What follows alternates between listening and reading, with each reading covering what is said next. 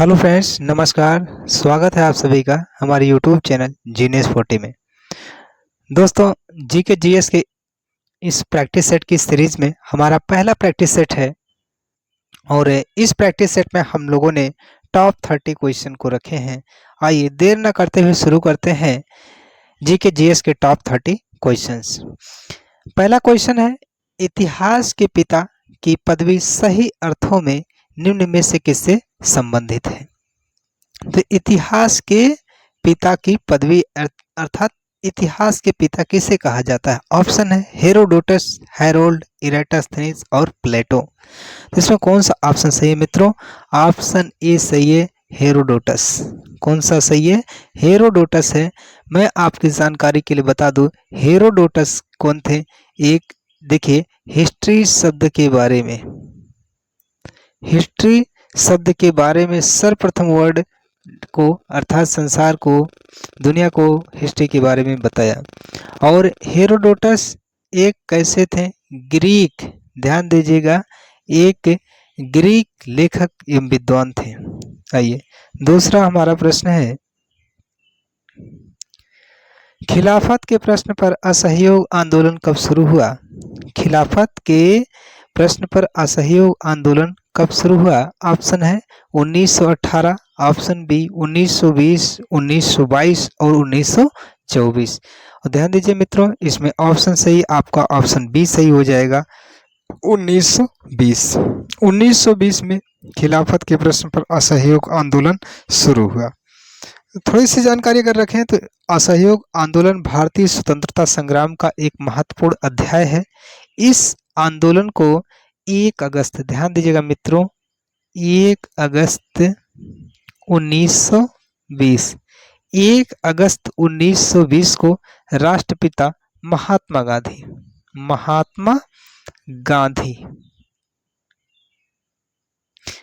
गांधी के नेतृत्व में शुरू किया गया था।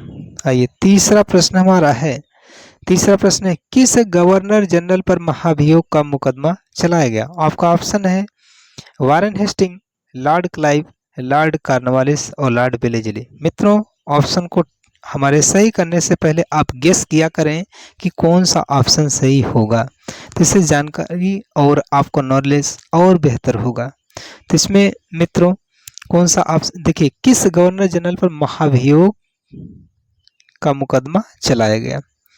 ब्रिटेन में महाभियोग का मुकदमा चलाया गया था। वह भारत का कौन सा गवर्नर जनरल था आपको बताना है। तो इसमें ऑप्शन सही है वारेन हेस्टिंग। मित्रों ऑप्शन ए सही होगा, वारेन हेस्टिंग। देखिए, महाभियोग जो चलाया गया था वारेन हेस्टिंग, उसका कारण की अगर चर्चा करें तो कार्यकाल के दौरान कदाचार,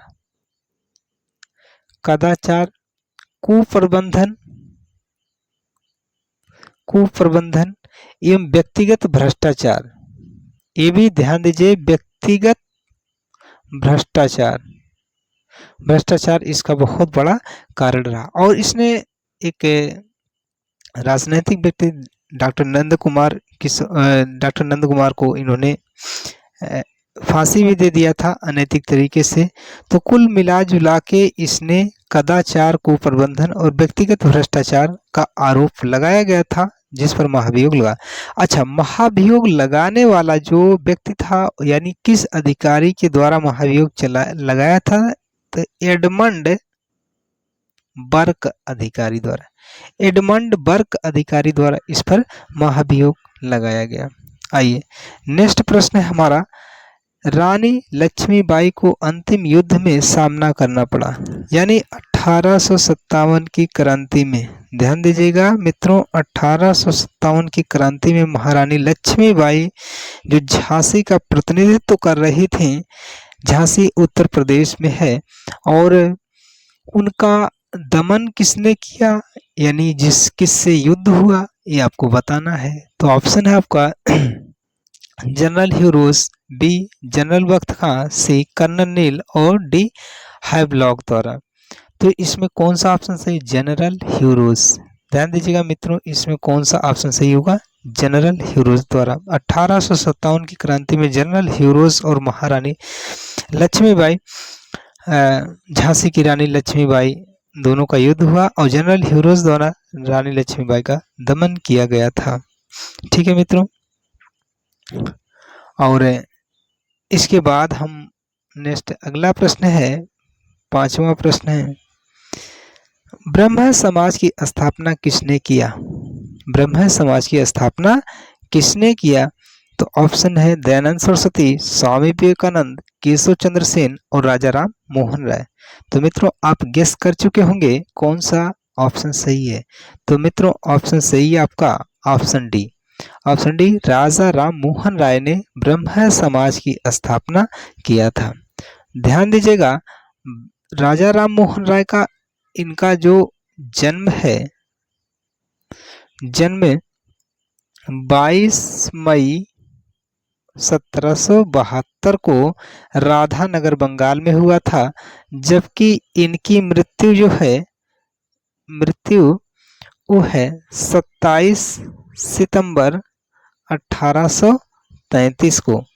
और ब्रिस्टल, ध्यान दीजिएगा मित्रों, कहाँ पर? ब्रिस्टल में हुआ था। और ब्रिस्टल कहाँ पड़े? यूके, यूनाइटेड किंगडम में पड़ेगा। और कभी कभी ऐसा प्रश्न भी पूछ लिया जाता है कि राजा राम मोहन राय का समाधि कहाँ है? तो समाधि कहाँ है? ब्रिस्टल में। कहाँ है? ब्रिस्टल में। कभी कभी ऐसा प्रश्न पूछा जाता है निम्नलिखित में से किस समाज सुधारक की समाधि स्थल ब्रिटेन में है या ब्रिस्टल में है? तो ऑप्शन सही होगा राजा राम मोहन राय। और राजा राम मोहन राय ने ब्रह्म समाज की स्थापना किया था तथा आत्मीय समाज, आत्मीय समाज की भी स्थापना, जैसे संगठन है ब्रह्म समाज और आत्मीय सभा जैसा संगठन की स्थापना राजा राम मोहन राय द्वारा किया गया था। चलिए अगला प्रश्न है, गांधी जी के राजनैतिक गुरु कौन थे? तो गांधी जी के राजनीतिक गुरु कौन थे? ऑप्शन है आचार्य विनोबा भावे, आचार्य कृपलानी, सरदार पटेल और गोपाल कृष्ण गोखले। तो मित्रों कौन सा ऑप्शन सही है? तो गोपाल कृष्ण गोखले। ध्यान दीजिए, गोपाल कृष्ण गोखले महात्मा गांधी के राजनैतिक गुरु थे। और गोपाल कृष्ण गोखले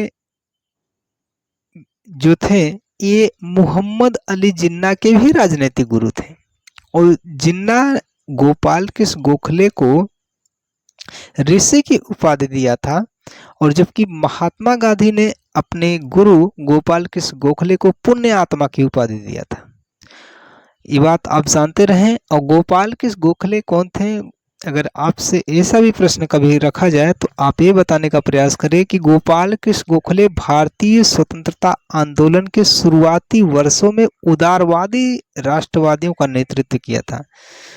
उदारवादी, ध्यान दीजिएगा, उदारवादी राष्ट्रवादियों का नेतृत्व करने वाले व्यक्ति गोपाल कृष्ण गोखले थे, जो महात्मा गांधी के राजनीतिक गुरु भी थे। तो ऑप्शन डी इसमें मित्रों कौन सा ऑप्शन सही? ऑप्शन डी सही होगा। चलिए नेक्स्ट अगला प्रश्न है, 7वां प्रश्न हमारा है, वंदे मातरम किस पुस्तक से संबंधित है? चलिए ऑप्शन है आनंद मठ, बी गीतांजलि, सी दुर्गेश नंदिनी, डी कपाल कुंडलम। इसमें कौन सा ऑप्शन सही? आनंद मठ। एकदम सिंपल सा प्रश्न है, वंदे मातरम किस पुस्तक से संबंधित है? आनंद मठ से संबंधित है। चलिए, सत्यमेव जयते का उल्लेख किसमें? Option A Kathopanishad, B Ishan, C Mundakopanishad, D Shatapatha ब्राह्मण।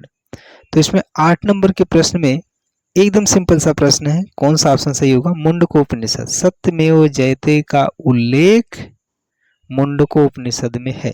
ठीक है, चलिए नेक्स्ट अगला प्रश्न हमारा है 9 नंबर का प्रश्न, अग्नि परीक्षा के लेखक कौन है? अग्नि परीक्षा के लेखक कौन है? हरियोत, आचार्य तुलसी, रघुवंश, यशपाल। तो मित्रों इसमें ऑप्शन बी आपका सही होगा, आचार्य तुलसी। आचार्य तुलसी अग्नि परीक्षा के लेखक हैं। ठीक है, चलिए 10 नंबर का प्रश्न है, भारत छोड़ो आंदोलन कब प्रारंभ हुआ था? मार्च 1942, अगस्त 1942, सितंबर 1942 और डी जनवरी 1942। तो इसमें कौन सा ऑप्शन सही होगा? आप गेस कीजिए, बाकी ऑप्शन आपका सही है, अगस्त 1942। ये सारे जो क्वेश्चन आ रहे हैं हमारी थ्योरी की क्लास में आपको मिलेंगे। फिलहाल ये प्रैक्टिस सेट है और इसमें समय ना लेते हुए फटाफट के अंदाज में हम प्रश्नों को सॉल्व कर रहे हैं। चलिए नेक्स्ट अगला प्रश्न है, पोस्ट ऑफिस जो अंग्रेजी में लिखी गई है, पोस्ट ऑफिस के लेखक कौन है? बिमल राय, शांता कुमार, रविंद्रनाथ टैगोर और इकबाल। तो ऑप्शन सही होगा इसमें रविंद्रनाथ टैगोर। ध्यान दीजिएगा, रविंद्रनाथ टैगोर का जन्म 7 मई 1861 को, 7 मई 1861 को, ठीक है, कलकत्ता में हुआ था। और मृत्यु की बात करें तो 7 अगस्त 1941। अगर मृत्यु की बात करें तो 7 अगस्त 1941 को कलकत्ता में हुआ था। कहाँ पर? कलकत्ता, दोनों मामले में कलकत्ता। और रविंद्रनाथ टैगोर एक बंगाली कवि, एक लघु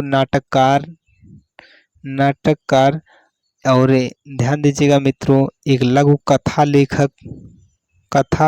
लेखक थे, ठीक है, एक निबंधकार एवं चित्रकार थे। और सबसे बड़ी बात है कि रविंद्रनाथ टैगोर को 1913 में साहित्य के क्षेत्र में गीतांजलि पुस्तक के लिए, ध्यान दीजिएगा, गीतांजलि पुस्तक के लिए साहित्य के क्षेत्र में नोबेल पुरस्कार प्राप्त हुआ था। कौन सा नोबेल पुरस्कार इनको मिला था? चलिए इसमें ऑप्शन कौन सा सही है मित्रों? ऑप्शन आपका सी, रविंद्रनाथ टैगोर। चलिए देर न करते हुए अगले प्रश्न पर चलते हैं। जनरल डायर का नाम किस घटना से जुड़ा हुआ है? जनरल डायर का नाम किस घटना से जुड़ा हुआ? ऑप्शन है black hole Kolkata, B Rani Durgavati की लड़ाई, सी 1857 की क्रांति और डी जलियांवाला बाग हत्याकांड या जलियांवाला बाग। तो इसमें कौन सा ऑप्शन सही है? ऑप्शन डी सही होगा मित्रों। कौन सा? Option D Jallianwala Bagh. जलियांवाला बाग हत्याकांड जिसे अमृतसर के नरसंहार के रूप में जाना जाता है। और जलियांवाला बाग 13 अप्रैल, ध्यान दीजिएगा मित्रों,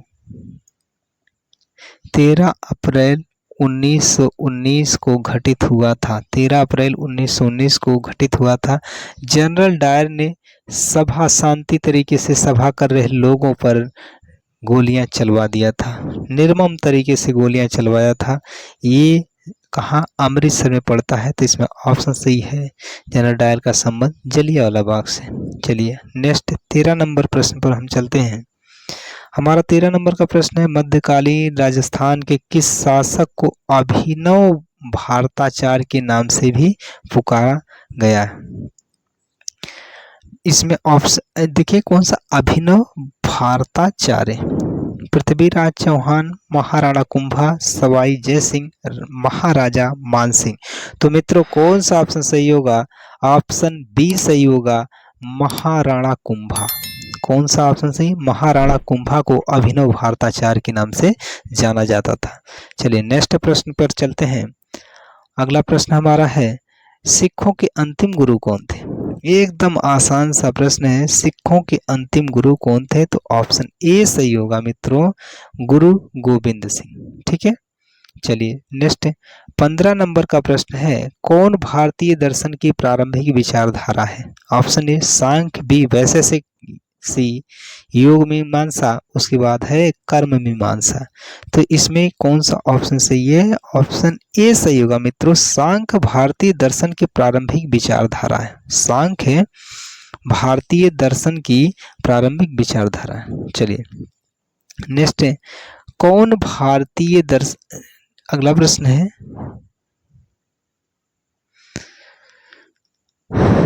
16 नंबर का प्रश्न है, बेसिन की संधि कब हुई थी? बेसिन की संधि 1802 में हुई थी। एकदम सिंपल सा प्रश्न है मित्रों, कब? 1802 में बेसिन की संधि हुई थी। चलिए नेक्स्ट 17 नंबर का प्रश्न है, भारतीय राष्ट्रीय कांग्रेस के प्रथम अध्यक्ष कौन थे, यानी पहले अध्यक्ष कौन थे? ऑप्शन ए हुम, बी डब्ल्यू सी बनर्जी, सी दादा भाई नौरोजी और डी इनमें से कोई नहीं। तो इसमें ऑप्शन बी सही होगा, WC बनर्जी यानी व्योमेश चंद्र बनर्जी भारतीय राष्ट्रीय कांग्रेस के प्रथम अध्यक्ष थे, जबकि A.O. ह्यूम भारतीय राष्ट्रीय कांग्रेस के प्रथम महासचिव थे और A.O. ह्यूम ने ही भारतीय राष्ट्रीय कांग्रेस की स्थापना किया था।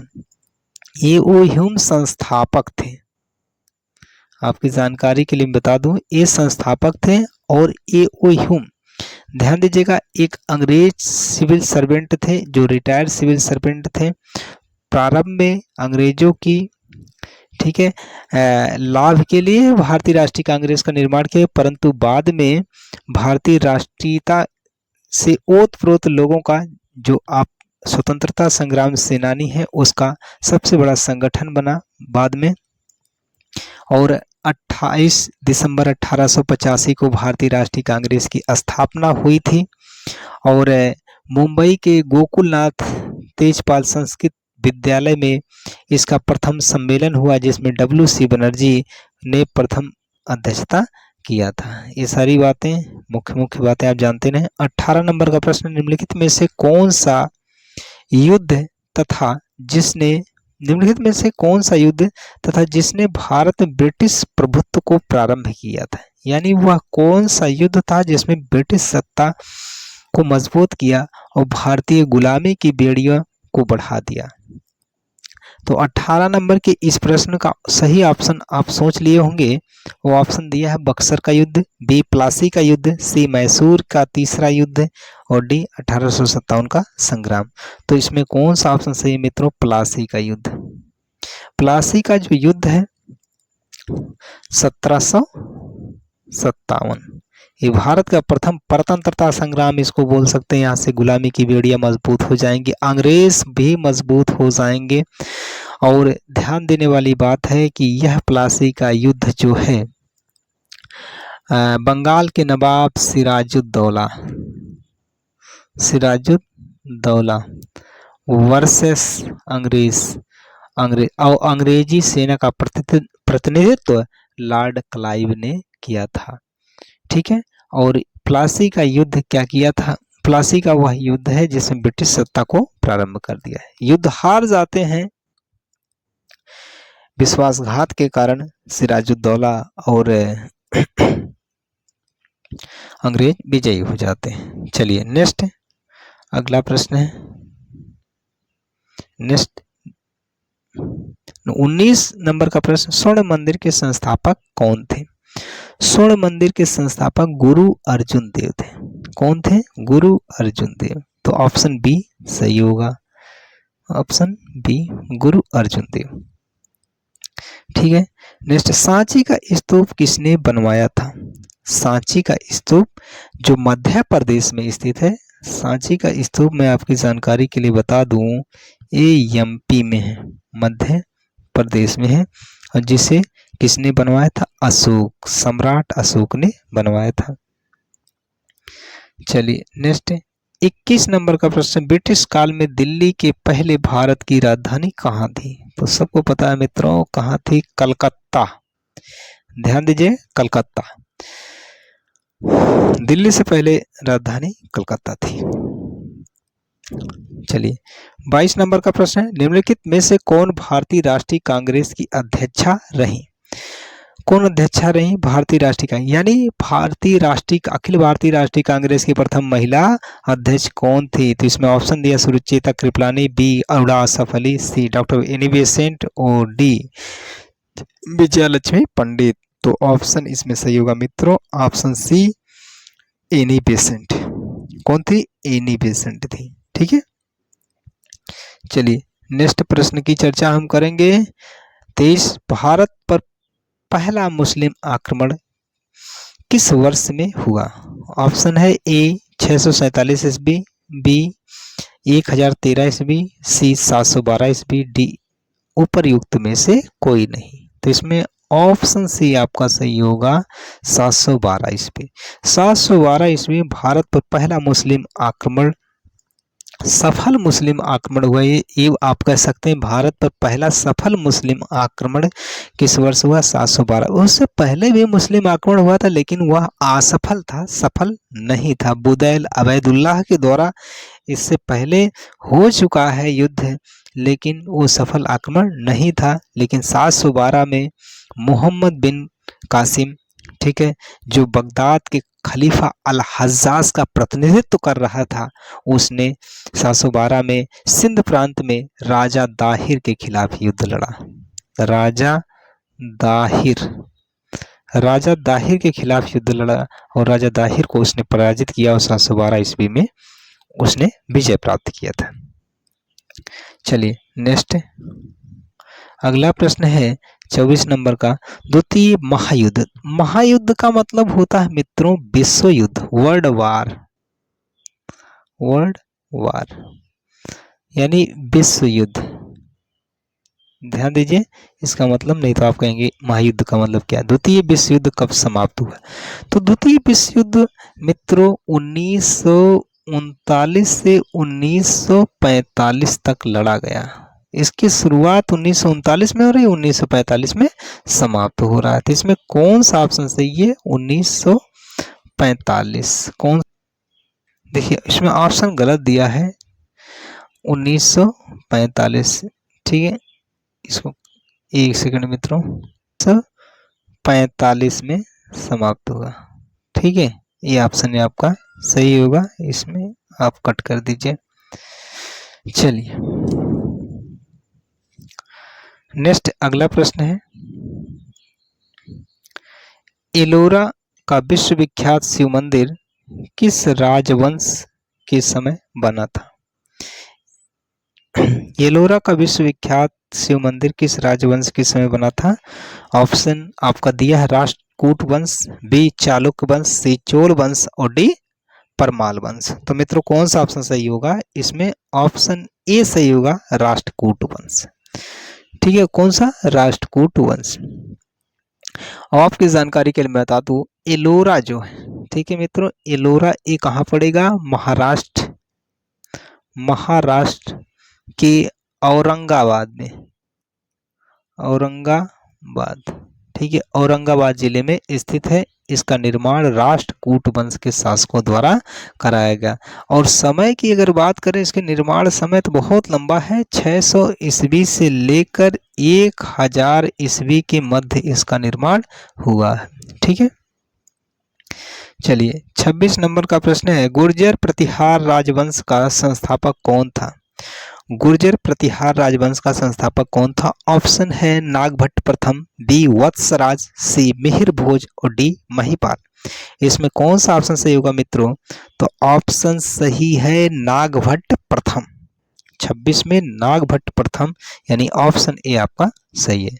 चलिए नेक्स्ट 27 नंबर का प्रश्न है, राज्यसभा द्वारा लोकसभा को धन विधेयक कितने समय में लौटा दिया जाना चाहिए? तो एकदम कंफर्म आंसर है कि 14 दिनों में, ठीक है मित्रों। ये रटा रटाया आप लोग का प्रश्न होना चाहिए। 14 दिनों में राज्यसभा द्वारा लोकसभा को धन विधेयक लौटा दिया जाना चाहिए, ठीक है। चलिए नेक्स्ट, अगला प्रश्न 28 नंबर का, भारतीय संविधान कब लागू हुआ? भारतीय संविधान कब लागू हुआ? तो जाहिर सी बात है 26 जनवरी 1950, यानी 26 जनवरी 1950 को लागू हुआ था। ऑप्शन सी इसका सी नहीं बल्कि ऑप्शन आपका डी सही होगा, 26 जनवरी 1950। 26 जनवरी 1950 को भारतीय संविधान लागू हुआ। इसके बाद अगला प्रश्न है हमारा 29 नंबर का प्रश्न, भारतीय संविधान के किस अनुच्छेद के अधीन भारत के राष्ट्रपति राष्ट्रीय आपात की घोषणा कर सकते हैं? ऑप्शन दिया अनुच्छेद 356, ऑप्शन बी 352, अनुच्छेद 123, अनुच्छेद 170।